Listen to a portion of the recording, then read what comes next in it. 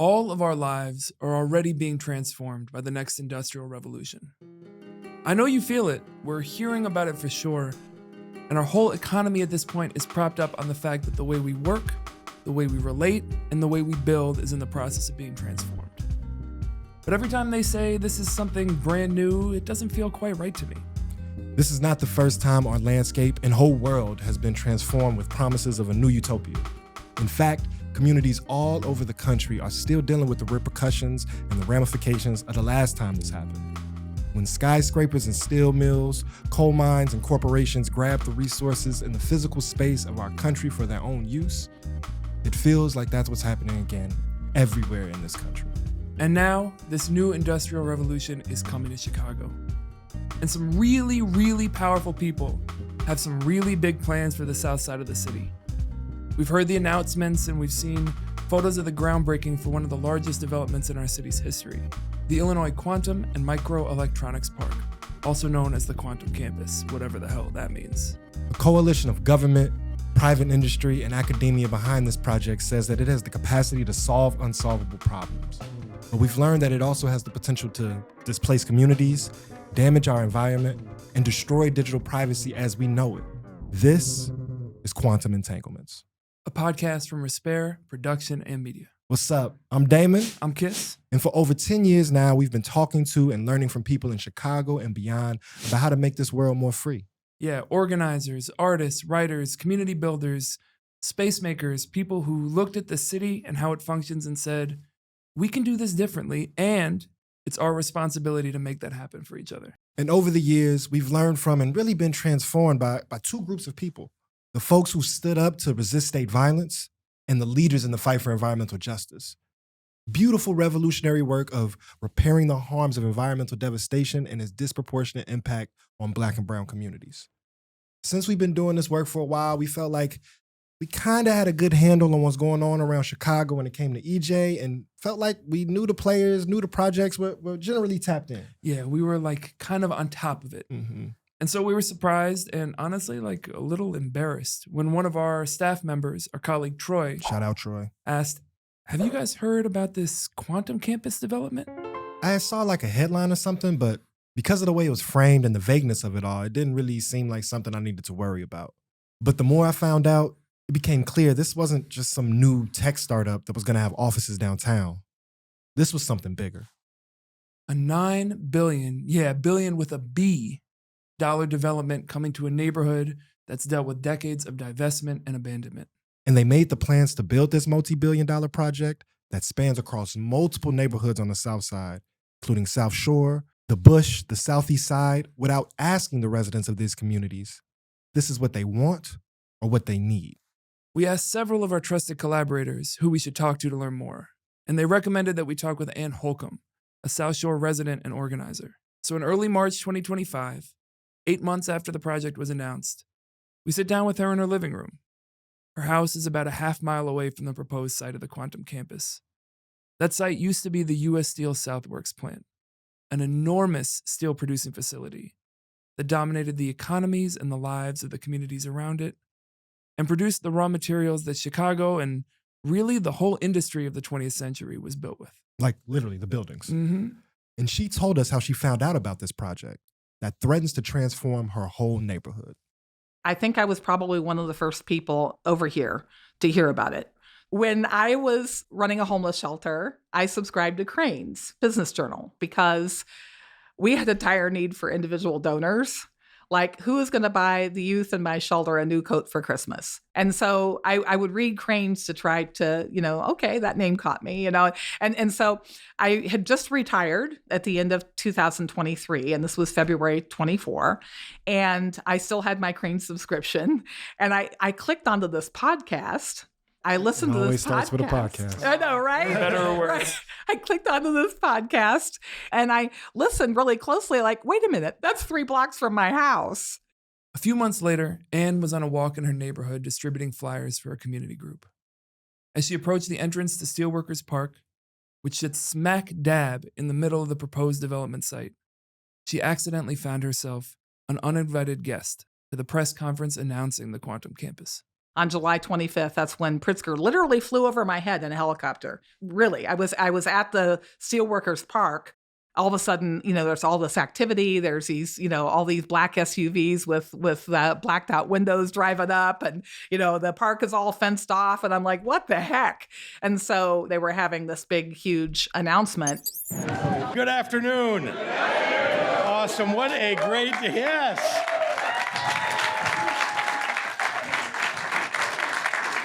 A truly beautiful, great day to celebrate another monumental step forward for quantum in the state of Illinois.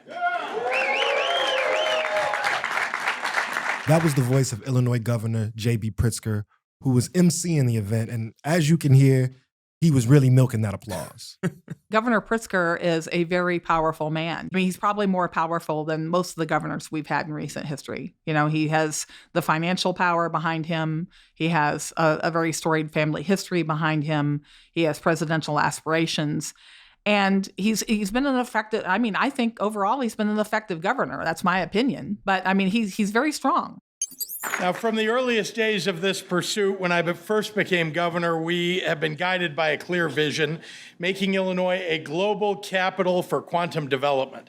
And since then, we've brought together partners from across government and research institutions and business and academia, labor, and beyond to help us develop and carry out a strategy to achieve our goal. Today, that vision comes further into focus as we stand here at the site of the future Illinois Quantum and Microelectronics Park.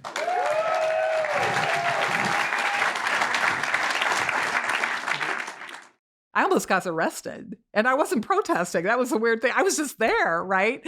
I realized, well, I'm not welcome to this party. So I'm not crashing this party by myself. I want to keep passing out my meeting notice, and I'll tell people that are trying to walk their dogs and take their babies out for some air in the stroller and so forth that, hey, the park's closed, And this woman, she was private security. She comes over and she goes, I can't let you be here. And I said, but I'm on the public sidewalk. I'm not on Park District property. And I'm not doing anything. I'm not here to protest. Really, I'm not. I'm just passing out this piece of paper. Look. And she goes, I don't care. You got to go. And I said, well, no, I'm not going to go. This is my park. And she waved two cops over. And she goes, they'll find a reason to arrest you. And I'm like going, are you serious? This is really Chicago, isn't it? This is really Chicago. I think it's telling that years before the facility will open its doors, just on the day of its announcement, it brought a higher police presence and the threat of force and state violence that would not be there otherwise. But Ann didn't let that stop. So I went and hid behind a bus.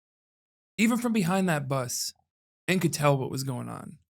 And as we watched the footage from the press conference, it became clear to us how this coalition of powerful forces, federal, state, city government, our colleges and universities, and some of the most wealthy private corporations envisioned what this land was going to look like. The message was how wonderful it was going to be. And we're, kind of like the colonizers coming into the South Side to save it. Beneath our feet will be a catalyst for a potential revolution in science and technology and the betterment of life for all humankind. We intend to drive innovation on a history-altering scale and provide unprecedented economic opportunity for the people of this great city and state. We're going to come in and we're going to make the South Side better. It's like, well, where are the residents? Why aren't the residents engaged in this process to make the South Side better? Governor Pritzker has always had a real soft spot for technology. The fact that I'm sort of a quantum geek is already well documented. And, his family has often fostered development in physics. They built the Pritzker building on the University of Chicago. I don't think it's been there 10 years, something like that. And in 2017, they had a global conference on quantum technology, and PsiQuantum kind of grew out of that. I'm also very excited to be joined today by some of the brilliant minds that are powering that work, including especially our first anchor tenant of this park, PsiQuantum. My co-founders Pete, Mark, Terry and I have spent the better part of our lives chasing down these devices called quantum computers. We have devoted countless hours in the lab, day and night, hoping to find a path to build systems that could one day unlock this technology. While there is still work to do, we are thrilled to be here today to announce that we will build our first US-based utility-scale quantum computer here in Chicago at the Illinois Quantum and Microelectronics Park. We are in an industrial revolution right now. We're in a digital revolution, right? This is going to be just as massive or perhaps more massive than the industrial revolution that produced the U.S. steelworks in the first place. So that's a lot of ceremony, a lot of excitement, a lot of speculation. Some pomp. Yeah, perhaps some pomp, maybe even a sprinkle of A circumstance. circumstance or two. But really, what are we talking about? What the hell is this quantum campus? And so here's what we've been able to figure out. The project stretches from 79th past 87th, The 9 to the 7 for those who know. and 79th to 87th for those who don't, all the way to the mouth of the Calumet River around 90th Street. This parcel of land is the largest undeveloped piece of land within the boundaries of the city. Larger than Lincoln Yards, the massive development along the north branch of the river. Larger than the 78, the proposed new neighborhood to be built by some of these same developers near the South Loop. We're talking about a massive piece of real estate. And it's not just one building, and it's not just one company that would be using it. But at the center of this development is a quantum computing facility. All right, so this isn't one computer in the way we think of computers. It's an enormous facility where the actual technology will be held and developed, and then a whole bunch of other offices around it and the rest of the company and the people maintaining the tech. This construction is the center of the development, but it's not the only thing that will take place on this campus. In fact, in order to get it built, the coalition behind it has had to find a whole bunch of other tenants ready to commit to have offices on the site and put up money for the construction. That's included IBM, Advocate Trinity Hospital, who's talked about building a small hospital on the north end of the site, Related Midwest, who, in addition to being one of the main developers of the project, also is planning to build a data center separate from the quantum computer, still within the boundaries of the campus. And there are several other tech companies as well. The other big tenant that's on board is the Department of Defense. Dun, dun, dun. Indeed. DARPA is the research and development arm of the Department of Defense. It's widely credited with creating the internet and has long been a driving force behind the development of new digital technologies like this. By having their hands in the mix at this stage in the process, DARPA is able to make sure that the things that get built benefit the U.S. government and the defense industry overall. The overall plans for what this whole campus would look like if it was fully built don't really exist. There are architectural renderings of what the quantum building itself would look like, but not the whole campus. And the shape of this overall project and what other partners would be brought in has continued to be in flux as we've been reporting on this story over the last year. But it's clear that there is an imagination of what the site overall could be. A high-tech campus, bringing high-paying tech and research jobs to the site. But for many people learning about this project, it feels like this high-tech future has nothing to do with the present and the past of the neighborhood that it would sit in. The most immediate problem that we see is not what the quantum campus is, but where the quantum campus is. There is no blank slate sitting there for the quantum campus. The soil has a story to tell, and it's a story that stretches far beyond Chicago. It's the story of industrialization, what it made possible and the damage it caused, and then the secondary damage of the deindustrialization that followed. And the story doesn't end there. The people who lived around the Southworks site and many former industrial sites like it continue to figure out how to survive and thrive in the ashes and shadows of deindustrialization. The Southworks plant functioned for over 100 years. At its peak in the mid-20th century, the steel mill employed some 20,000 people from across the country and beyond and covered a total of 600 acres. Beginning in the 70s, it began downsizing, as was the case in many of the steel facilities across the Midwest. And by the end of the 70s, only 10,000 people were working there. On January 9th of 1992, it was announced that the facility was to close. Fun fact, everybody, that is the day I was conceived. I mean, I guess a door closes and a window opens. You got your boy here in the flesh. And on its last day, in April of 92, only 700 people were still employed there. For the 33 years after it shuttered its doors, the site was in a state of demolition and disregard. Many of the buildings that once stood were taken apart or knocked down. And today, very few traces of the gargantuan facility that once stood there can still be seen. But you can still see one imposing remnant, Alongside the road into the Steelworkers Park, there are 2 half-mile-long walls. It looks almost like something out of a post-apocalyptic movie. Though they look kind of like sculptures now, these 2 walls were originally used to hold the tiny pellets of iron ore that were brought from northern Minnesota to the Southworks sites by boat to then be turned into steel that built our skyscrapers. Other than those 2 walls, the area mostly looks like wilderness. Most of it is covered with scattered trees and prairie grasses, and if you didn't know what had stood there, it would be hard to imagine. Today, it's a really beautiful place. The lake stretches as far as you can see. You can hear songbirds darting between the ore walls, and you can walk around those walls and then right along the lakefront. It feels the way people often say in Chicago, like you're standing at the edge of the earth the same way you do when you're looking out at the ocean. Man, shout out to the lake, man. We Seriously. really love Lake Michigan here. Thank you so much for your service. And I love this park. As someone not from Chicago, I came to the park soon after I moved here, and it helped me feel like I understood the city a little better. I even started my bachelor party with a picnic there, eating delicious smoked shrimp from Calumet Fisheries, which is just a couple miles south down the river. Yeah, it was fire too. That Absolutely. was hidden. And don't worry, folks, this was a super wholesome weekend full of activities. Yeah, usually bachelor parties that start with picnics, I feel like don't get too raucous. Yeah, it stayed pretty tame. We didn't turn up too much, but it was beautiful. And I was grateful to be there for you in this, special time in your life, and was low-key a little embarrassed because I hadn't experienced this part of the city. So for you as a transplant or a newer Chicagoan to expose me to a part of the South Side I hadn't seen, opened my eyes and told me I need to step my game up a little bit. I was lacking. You forgive me for putting you on? Oh, like no, that? no forgiveness needed. I appreciate you. So from when we started reporting this story, I've been really excited to go back. It's been a minute. At the center of this park sits a beautiful bronze sculpture entitled Tribute to the Past. We were talking about it with our friend Olga Bautista from the Southeast Environmental Task Force, and she recommended we connect with the artist behind it.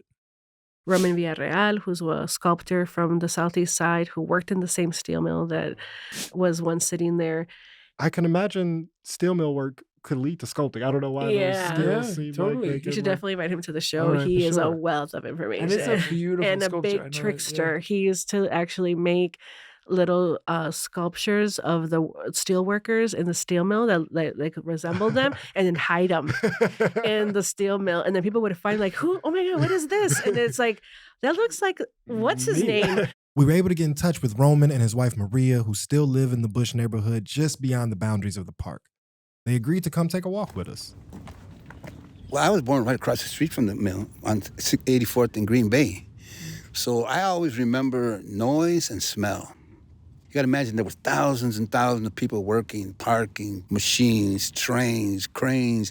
I mean, it was constant noise all the time, along with the smell of the mill. Yeah, we never knew the lake was here. Or this close, rather. Yeah, and we're right here. My remembering is in the air graphite, and it looked like glitter. And I often wondered, hey, where's that coming from? Not realizing it was steel mill stuff. Oh my God, we're gonna die of this stuff. During the time of the mill, because that was where your money came from, nobody really paid attention to the environment. That didn't start happening seriously until after the mills were gone, that people started doing more and more research on what was the harm that was done to the people of this community. And little by little, most of the things that came up were asthmas, cancers, and, basically all traced to the mill, according to the statistics, But again, it goes with the territory, We asked Roman to paint a picture of what the neighborhood looked like in its heyday. We were almost middle class. Everywhere, they were hiring everywhere.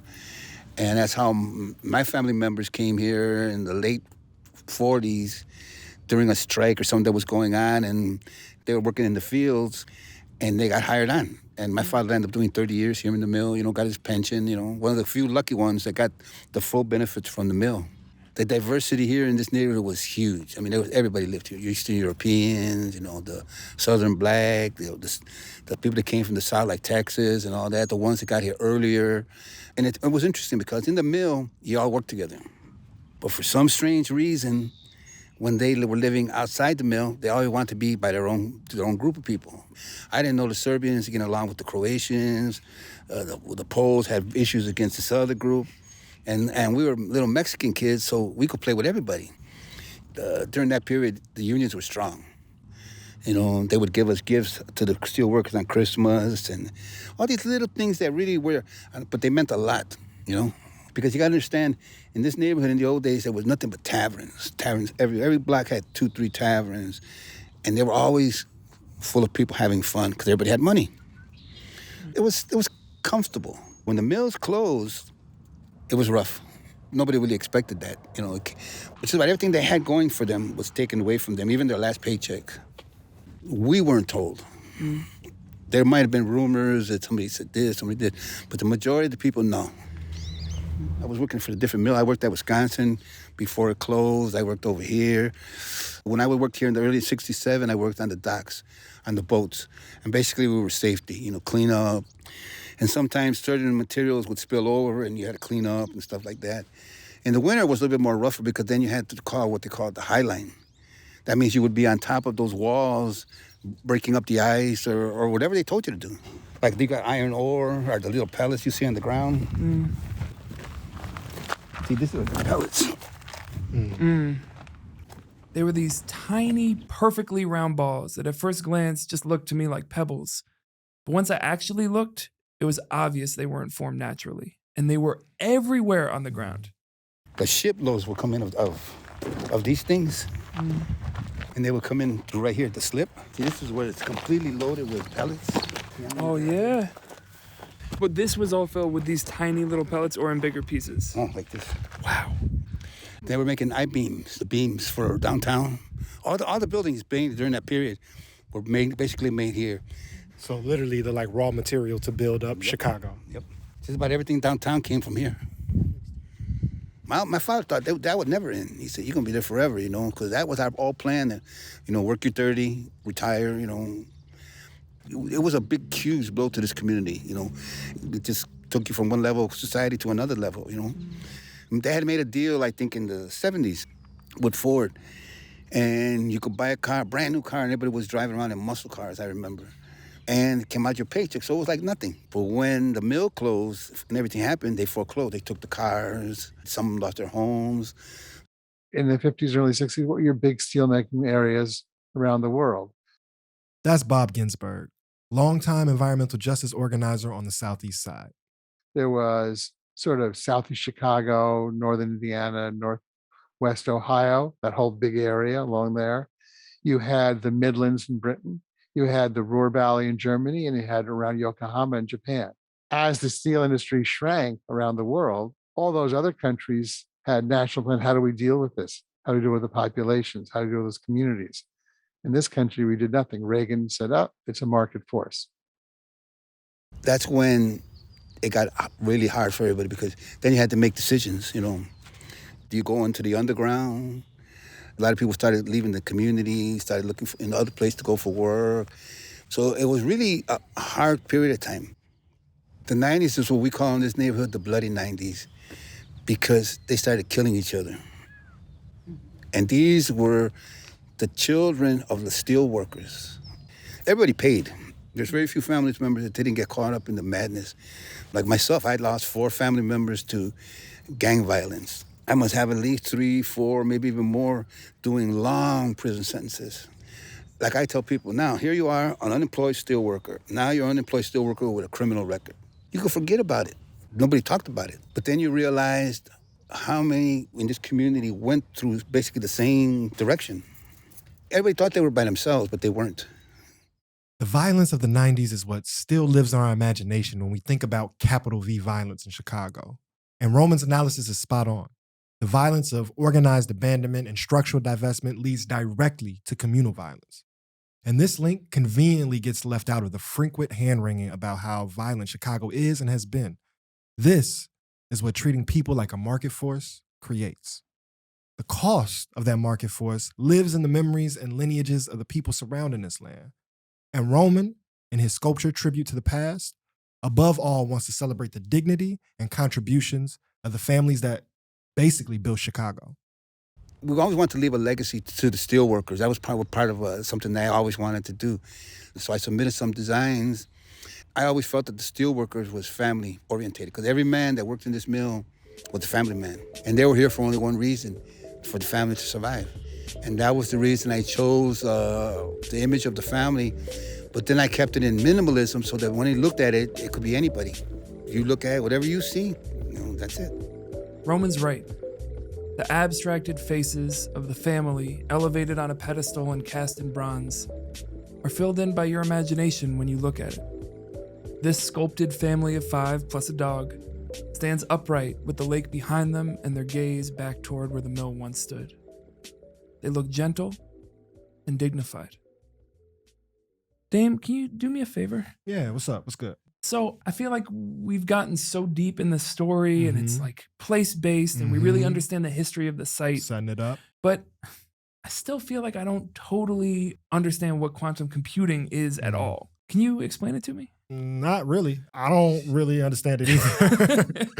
And it doesn't seem like anybody fully gets it at all. True. But we're going to work through this. We're going to do this together, y'all. So there's a whole lot of quantum mania bouncing around in pop culture. You may have heard this word before. There's a bunch of Marvel references. And as you may have experienced for the few of us that saw Ant-Man 3 and tried to follow that plot, it could be really hard to understand. And that's not just, the two guys on a podcast thing. This is for everybody, including some of the most important decision makers advocating for this development, including the Cook County president, Tony Preckwinkle. Bob Zimmer, who was president of the University of Chicago at the time, he started talking to me about quantum computing, and I had absolutely no idea what he was talking about.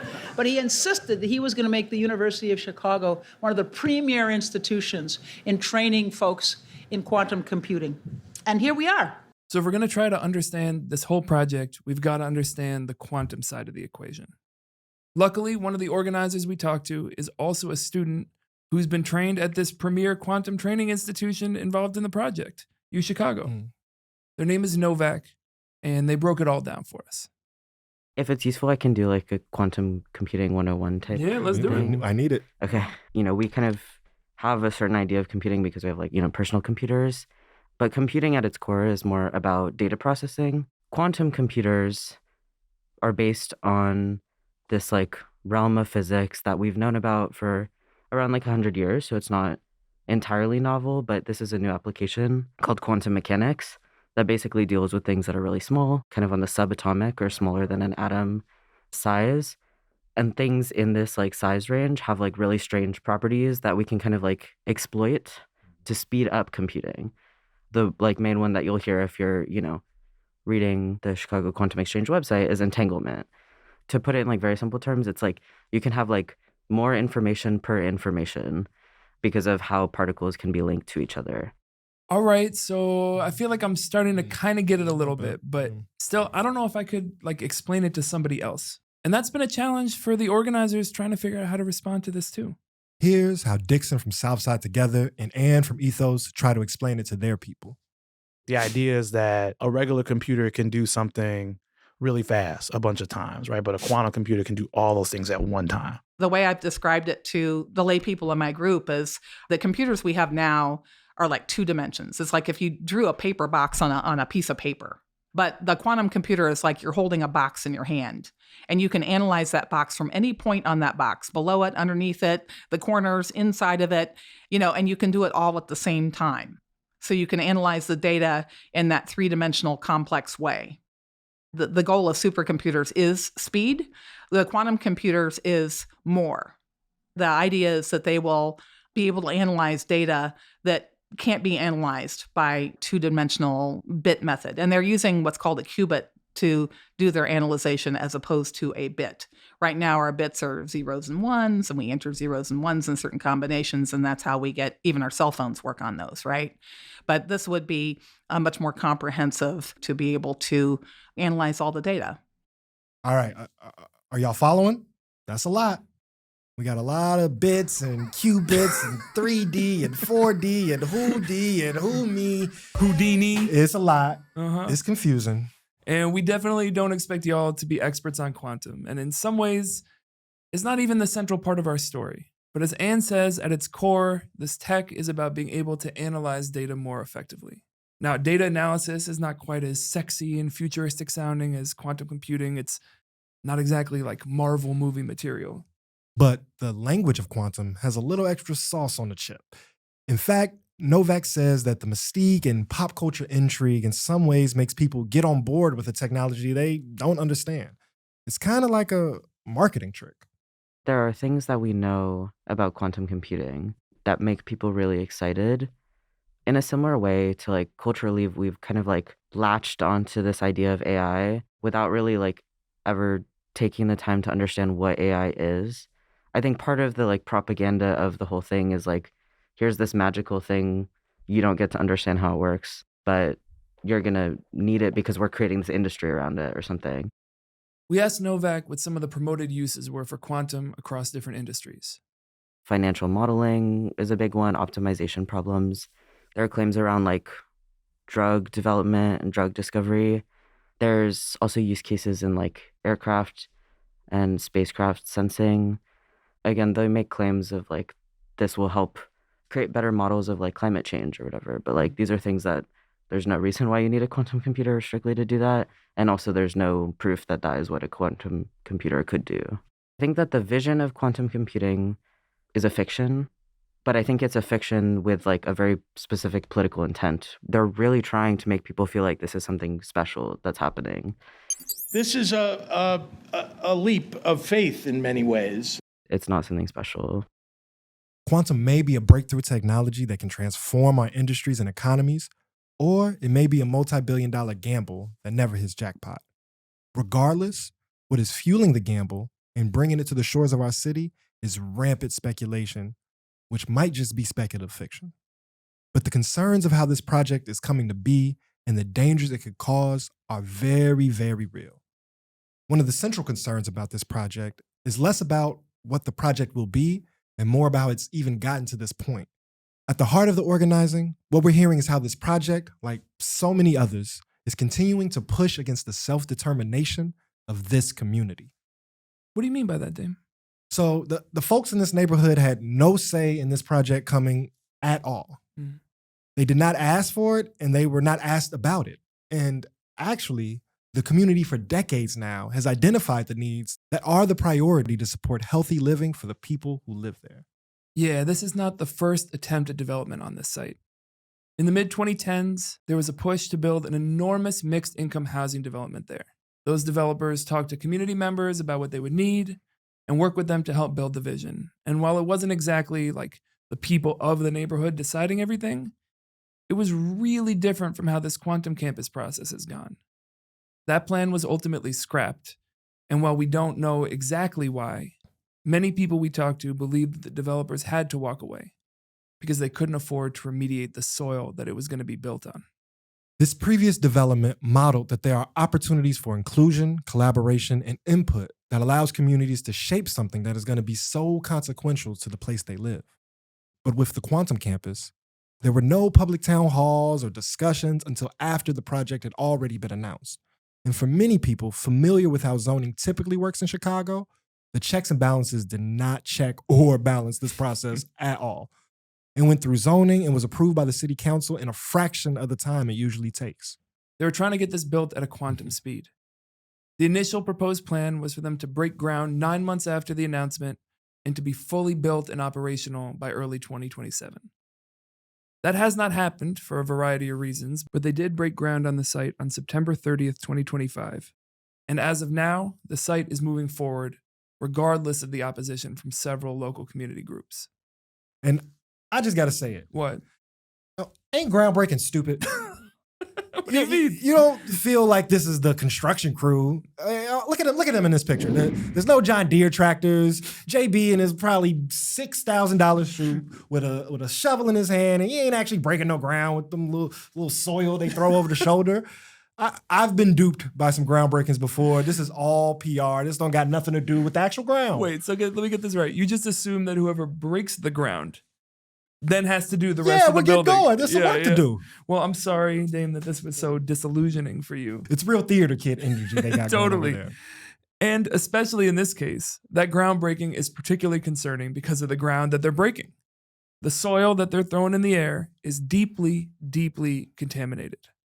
Being left out of the decision-making process isn't just like a moral issue, where the powers that be involved in this project aren't living up to the values of democracy, though that may be true. For residents, the risk of not having a say about what happens in their community has real-life consequences. It's less about just making sure their voice is heard, and more about making sure that they're able to continue to live safely in their neighborhood.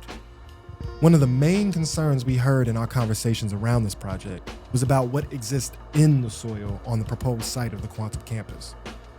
Decades of environmental pollution and neglect have turned the Southworks site into a toxic soup of dangerous chemicals.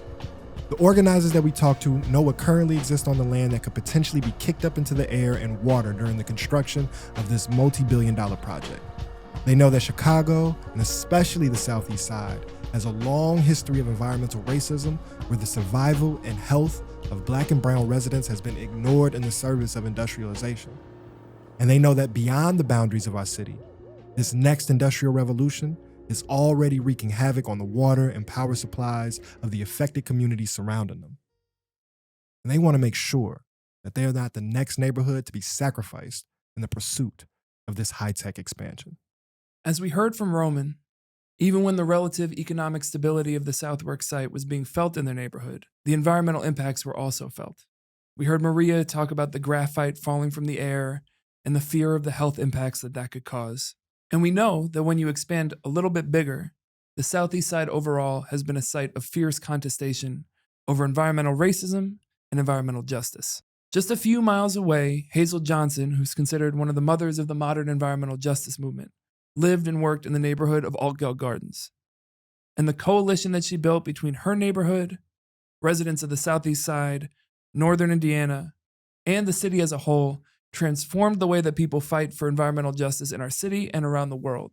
In fact, as this quantum project has been proposed and pushed forward, the city is also proposing an ordinance that honors Hazel Johnson's legacy, the Hazel Johnson Cumulative Impact Ordinance. What an ironic contradiction.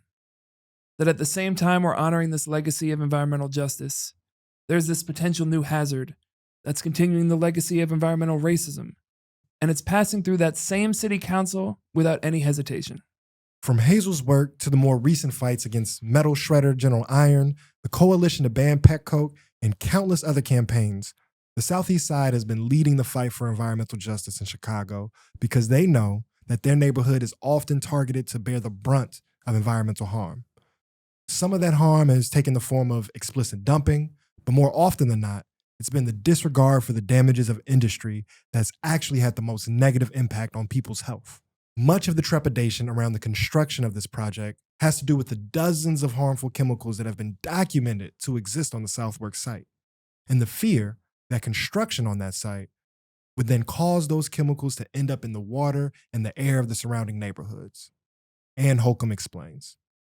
We know that the site is not homogeneous. There was illegal dumping going on, and we know that even before that, there were hot zones where there were power plants, where the North Slip is, where sadly people fish on a regular basis over there. And we know that that North Slip is particularly toxic because we found the evidence of it. One of the biggest dangers is what happens during construction. We're going to have a lot of dirt dug up and thrown around, and that dust during excavation is going to be in the air. People will breathe it. In addition to that, it's going to go in the water table. Obviously, those of us that live close to the site, like me and the people in the bush and some of the other people in South Chicago, are going to, get the worst of it. But we all breathe the same air, and air travels. We now know that there's really bad stuff in that ground. Okay? Life-threatening stuff. For Ann and many other folks involved in this struggle, one of their primary demands was to know that all necessary precautions would be taken to keep them safe during construction. And for over a year, their demands for that guarantee were met with stonewalling, silence, or non-committal promises. For example, here's Governor Pritzker at that introductory press conference. So that's something that we've talked to Related about, and of course with the experts in environmental remediation about. It's something we've built into the investment that we're making in this project. And so that cleanup will occur as a result of a commitment that's being made here. That is a tipping point that's allowing us to clean up the site that this park is going to exist on. From the announcement of the project through the groundbreaking, there was no written comprehensive plan for how the soil will be remediated and the surrounding communities will be kept safe during construction. And that lack of transparency, honestly, just pissed off a lot of people. For the year after the project was announced, when residents voiced their concerns, city and state officials pointed to a 1997 no further remediation letter issued by the Illinois EPA that said the site was safe to build on. Here's city official Tom Anderson in late 2024 at a town hall after the project was announced. You know, there is an NFR, a no further remediation letter for 1997 that speaks to the entirety of the project. The IEPA has reviewed that and has determined that the site is safe for occupation.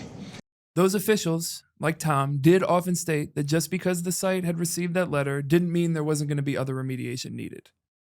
But the urgency to have answers for how they would be kept safe from this pollution was met time and time again with a lack of transparency and substantive assurance that their needs were being taken seriously.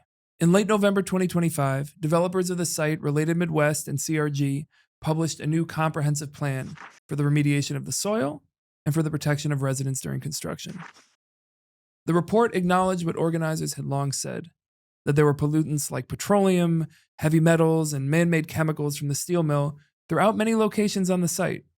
Among other commitments, the plan outlines a massive barrier system that would cover the entire site with nearly 2 miles of slurry walls to prevent pollution from leaking into Lake Michigan or the Calumet River.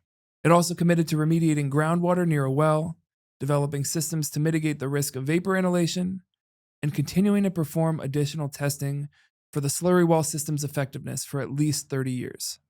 While this addresses some concern, the history of development in Chicago shows that a well-thought-out plan doesn't guarantee the community's needs will be met. From the ill-fated plan for transformation, which tore down thousands of units of public housing, to the many promised developments on this very site, lots of community members hold a healthy skepticism that promises like this will be kept and will be sufficient enough to protect the safety of people. Dixon from Southside Together speaks to that skepticism and its historical roots. Again, for sake of argument, let's assume we trust Brandon and his administration 1,000%, right?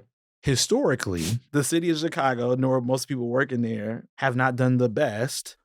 In fact, have caused a lot of harm as it comes to Black and brown communities around environmental issues. Everyone listening, do you trust the city of Chicago or a private company? Like, if I have something I need to dispose of, am I going to just drop it where it's cheaper, or I'm going to take the long, laborious effort to make it the safest way to dispose of it? You're not. You're going to just drop it and keep doing your thing. So with that said, having this plan is way better than the nothing that people were given for the first year plus of this project. True.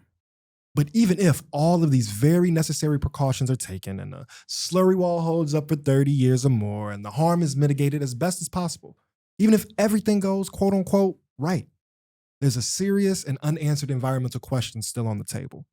What will it mean for our city, and just as importantly, our beloved Lake Michigan, to have this campus fully up and operational?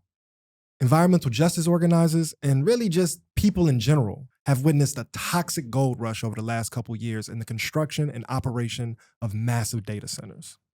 Now, we know that quantum computing is not the same thing as AI, and the needs of the computer are not exactly the same as the needs of a data center.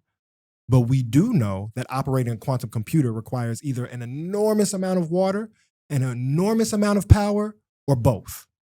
Ann Holcomb explains. Quantum computers make a lot of mistakes because it's very hard to keep them cold enough to function.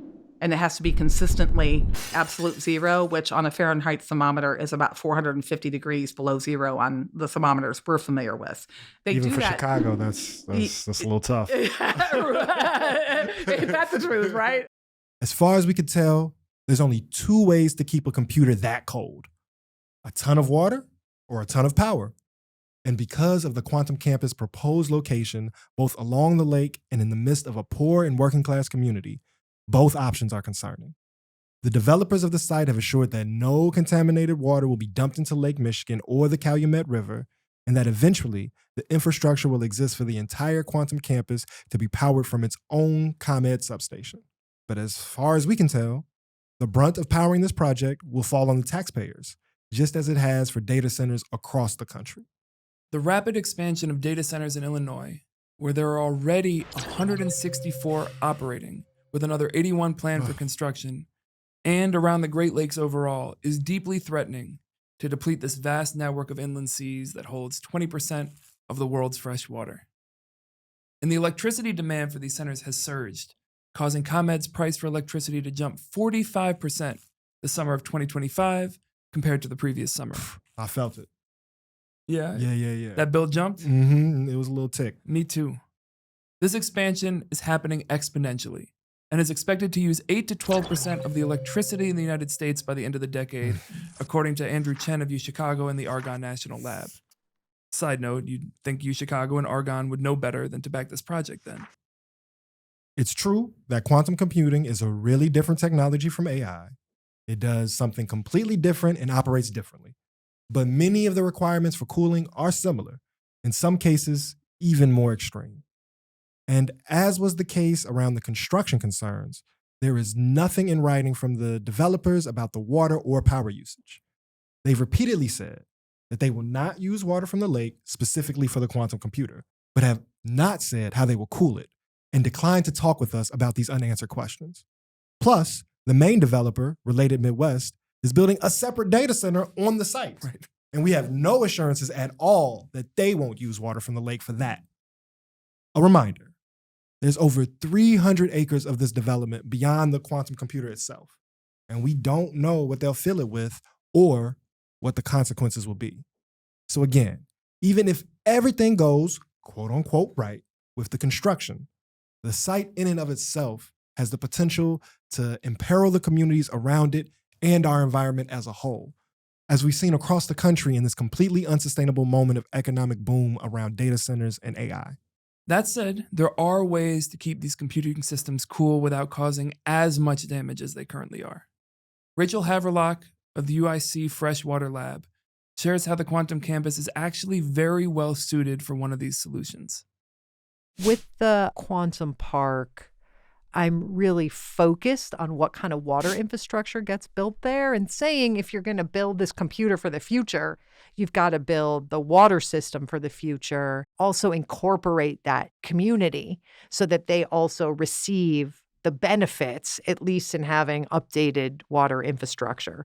So my team and I have been working on being really, really proactive that site, if it indeed requires water and copious volumes of water for cooling, that not be drinking water, especially when we have, new suburbs, new communities like Joliet who have tapped all their water and are asking Chicago for drinking water. We are very, very committed to the machines should not get drinking water. There are already viable alternatives. That site is not far from one of Chicago's 7 wastewater treatment plants. That's the Calumet plant. And actually, the Calumet plant has some of the higher quality wastewater. There's a distance that has to be thought of. But my vision is that Calumet plant becomes the water source for the industries on the southeast side. This may be a silly question. Yeah. Would it stink? It would not stink. The site of treatment would, but the after it's water, treated, that's what the treating so does. where that water goes now is it gets released into the canal. So when you put all these concerns together, it makes sense that organizers here would be worried and that they've been learning from the work happening in resistance to data centers across the country. As this industry has boomed, so has the resistance to it. And it's been successful in various ways.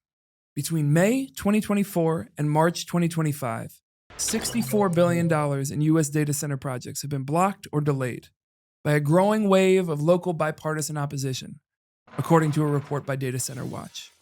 The resistance to the quantum campus is absolutely a part of this larger push, where a lack of self-determination has led to negative environmental impacts for communities, especially Black and Brown communities, all across the country. And here in Illinois, the political winds have begun to shift. State lawmakers have introduced the Power Act, which would establish comprehensive environmental, water, and energy regulations for quote-unquote hyperscale data centers. Even Governor Pritzker, who's long championed data centers coming to Illinois and signed a tax incentive proposal to lure them here early in his tenure, indicated he'd be open to further regulation and called for a 2-year pause on these tax credits for new data center construction. As Data Center Watch says, what was once quiet infrastructure is now a national flashpoint, and communities are pushing back. The environmental concerns around the quantum campus may be similar to those around data centers all over the country, but the technology that the campus would hold is really different. As we explained earlier, this is a speculative project that wants to try and build a technology that does not yet exist on this scale. And there's all kinds of theories, some more optimistic than others, about what that technology could be used for if it was built. But as of now, there seems to be very few proven case uses for what quantum computing would make possible. One of those well-documented case uses, and one that's already making the news, is digital decryption. Quantum is expected one day to break the codes that lock everything from national secrets to credit cards. Decryption sounds super spy movie or, Dame, I know for you, spy limited series. Yeah. Dame, I know you're much more of like a limited series kind of guy. Yeah, no, definitely. I really need time to get into the story, get a few, diversions. You need some side quests, some side characters. You need some time to think something is what it ain't, something ain't what it is. You got to go deeper to get the full thrill of the twist. No, but don't you think like some of that is like a waste of time and like they're adding that in just to stretch it so they can have more episodes? I'm a fan of the long form and the arc of the narrative, the character development, I think we should get back to our arc. All right, let's do it. So what do we actually mean by decryption? And how would it work with quantum computing? Here's Novak, organizer and physics scholar, breaking it all down. So if you're thinking about decryption of a 2048-bit, like a classical computer, this would take like on a timescale of billions of years. And with a quantum computer, it could in theory take like hours or minutes. Breaking this bit encryption would reveal a ton. Our bank accounts, our credit cards, pretty much anything you keep private on the internet is kept private via this kind of encryption. And of course, that's not even getting into what it would mean on a political level, both for the US government to be able to break the encryption of foreign governments, but also to potentially have access to the encrypted messages of its own people. In fact, we're already seeing the battle over that playing out with AI. Now, there have been plans announced to update encryption standards and practices in a way that would protect people's data from quantum decryption. But it's unclear whether that qubit encryption would be implemented fast enough, and whether the tech of this decryption is something that could trickle down to be used by just regular people. From petty scamming to doxing to just general mayhem, random people having the ability to break encryption would not be good. Let alone, like we said, what it would mean for the US or foreign governments to have that ability as well. And so while the technology doesn't yet exist, this being one of its only proven uses, and most likely why DARPA, a branch of the Department of Defense, is scheduled to have a facility on the campus, raises serious concerns about our ability to keep our digital lives private. This technology brings up surveillance questions that citizens all over the planet should be concerned about, but also the presence of the Department of Defense on this campus specifically threatens to bring increased police presence to this community and a more direct, hyper-local form of surveillance that the surrounding neighborhoods will have to contend with. Yeah, I mean, usually the vibes are not chill around a Department of Defense site, to say the least. And I think some of this presence is symbolized in the interaction that Ann Holcomb experienced during the pop-up press conference. Exactly. For Ann to have heard, quote, "The police will find a way to arrest you," on the day that's supposed to be this joyous announcement of the project that'll save her neighborhood, doesn't bode well. And Ann's response to that says a lot about how our city functions, regardless of whether there's a quantum computer built or not. This is really Chicago, isn't it? This is really Chicago. When you slow down from a quantum speed and are able to put the hype of the technology aside, this really is a story that's not so different from what we've seen countless times in Chicago. What happens when new money comes to a neighborhood and the residents have to pay the price? Any large-scale development runs the risk of displacing vulnerable, low, and middle-income communities. In fact, just a couple miles up the lake, many of the organizers in opposition to the quantum campus have also been in a years-long fight to protect their communities from being displaced as a result of the construction of the Obama Presidential Center. Organizers from Southside Together like Dixon understand that when you have an influx of capital without any protections, the outcome is that the people who have lived in that community that have held it together can often no longer afford to live there. They've been fighting in the shadow of the Obama Center for certain protections to be guaranteed through a collective benefits agreement, and have had varying levels of success with a range of ordinances passed, but the threat of displacement from property values rising looms over so many in their neighborhood. And so, the lessons of that fight inform the approach to resisting the quantum campus. Here's Dixon again. I don't believe it's because of a lack of quantum computing technology that like we do not have affordable housing in the neighborhood, right? Who benefits the most from it, right? Like Related Midwest, at no point would no one realistically or like truly genuinely say like, oh, they really thinking about Mark Quayle who live on cross street from Parkside. You know what I'm saying? They're not thinking about him and his OG. In fact, they actually run the building they live in and they got rats. So like what's, so like they have not done that. Right. At some point, right, in the additional land, like you would have to think there would have to be some sort of other profit point, whether it's retail, whether it's housing, right? It is literally on the lake. There are other investors and folks, but they're like, man, I can get that crib for $200K, get y'all up out of there, spend $100K fixing it up. I'm selling it for $1 million. Southside Together, which has been leading both of these fights, has taken a stance of firm opposition to the development of this project overall. They made this abundantly clear at a press conference and rally held just across the street from the proposed site on September 16th, 2025. And Dane was there with a microphone. The bottom line is we do not want this facility here. At Southside Together, we unequivocally oppose this facility. We're here today to demand that Governor J.B. Pritzker, Mayor Brandon Johnson, and Aldermen Peter Chico and Greg Mitchell stop the development of the $9 billion quantum and microelectronics park on the contaminated former Southworks site. That ain't right. And instead, invest in the resources that we actually need and deserve in our communities. Come on, y'all. No quantum facility. No quantum facility. Invest in community. Invest in community. No quantum facility. No quantum facility. Invest in community. Invest in community. Meanwhile, Ann Holcomb, her group Ethos, and the Alliance of the Southeast have been advocating for a collective benefits agreement similar to what Southside Together has been advocating for at the Obama Center that would ensure housing protections, public access to the lake, and other demands. Ethos kind of came to a decision last fall. We all kind of, as a group, woke up to the common sense aspect. The powers that be are so great, we're probably not going to stop it. If there is nothing in this for us, then I think everyone will unify, and maybe we might have a chance. This fear and anxiety around displacement is really what this story is about. And we know that displacements happen in relation to rising rents and property values, but also as a result of the environmental and political hostility that the quantum campus would bring to the Bush and surrounding neighborhoods. There are all kinds of ways to displace people. Utility bills is one way. Housing displacement through regentrification, property taxes, the nuisance of building going around you that is not for you. There's also the threat of poisoning, the implied threat, the reality that we really could be poisoned if we live over here. There's all kinds of ways to displace people. So where does the project stand now? As of this point in our reporting, the development does appear to be moving forward. The groundbreaking occurred in early October, and limited construction appears to have already started on the site. The first phase of construction, designed by Lamar Johnson Collaborative, will include an 88,000 square foot office and lab building on the southeast corner of the site. Eventually, multiple computing buildings and a cryogenic cooling facility are scheduled to be built along the Calumet River to support the creation of the quantum computer. And then various other companies will join PsiQuantum on the campus, with additional office and lab space planned for the southern half of the land. But as of now, the groundbreaking has only been for this first phase of development, building the offices of PsiQuantum and the beginnings of the lab. The first PsiQuantum building has been fully erected along the Calumet River.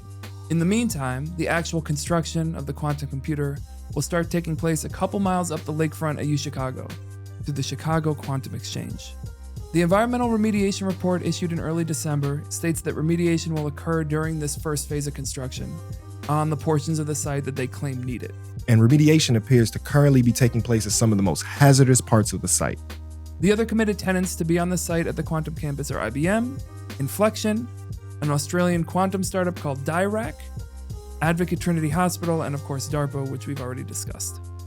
In February 2026, it was announced that Israeli company Quantum Machines will be on site as well. Throughout the fall of 2025, Southeast Side residents collected over 300 signatures to place a referendum question on the ballot in the upcoming March municipal election. This non-binding referendum question asking whether residents of the 7th and 10th Ward supported the construction of the quantum campus would have been the first time local residents would have had any chance to formally give their opinions on this multi-billion-dollar project. The petition backing this referendum question was challenged not on the basis of invalid signatures, which is usually what happens, but on the validity of the question itself. The opposition to it argued that the question was unclear, and Southside Together, the driving force behind this referendum initiative, says that this is an extremely uncommon judgment for a non-binding referendum question. They take this rejection of their petition for what it tells them. They say that Related Midwest and the stakeholders of the development are afraid of what the community has to say. Southside Together says that these stakeholders don't want community input because they know that residents are against this project and that they have the power to get in the way. Southside Together promises to continue to fight for residents to have control over what happens in their neighborhoods and will continue to fight the quantum development. Similarly, the Coalition for a Southworks CBA, which includes Ethos and Alliance for the Southeast, is still urging Governor Pritzker to partner to bring this community benefits agreement to fruition, continuing to express the economic, environmental, and displacement concerns over the project. In early May, Ann Holcomb told us, quote, "Since October 30th, 2025, we have gotten Related Midwest to be transparent with their environmental findings. They are actively doing remediation, and we are now having dialogue with them. The relationship is no longer stonewalling and adversarial." She also says, quote, "We've gotten some traction with the Chicago Park District on getting the area parks in the vicinities of the Southworks site developed. And there's been a quote-unquote new day in working with the Illinois EPA, who has been helpful in their efforts. Is the situation perfect? No, she says, but progress has and is being made." She reminded us that community benefits agreements are, by their very nature, negotiated documents, and substantial wins can be made even without calling it a formal CBA, end quote. And so the quantum question remains. And it's a big, complicated question. Technological innovation doesn't equal bad, but when innovation is prioritized over the humanity of people, we get really dangerous conditions and harmful outcomes. And it doesn't require a quantum computer to know that that's something that could happen. All we have to do is look at this exact same piece of land. Look at what happened to it as a result of that last industrial revolution and the ways that the people are still dealing with its consequences. It doesn't feel to us like the coalition behind this project has learned that lesson, or is, for that matter, even interested in learning that lesson. But we have to listen to the data on the ground and in the ground. The core of this story is about self-determination and displacement, which all communities need to be paying attention to. Something that's been really striking to me in talking to people and learning about this story is that the community is very clear and articulate about what is needed and desired in this space. Even if they disagree about whether a quantum computer should be built or not, grocery stores, education, healthcare access, childcare, greenification, and beautification of empty spaces at large.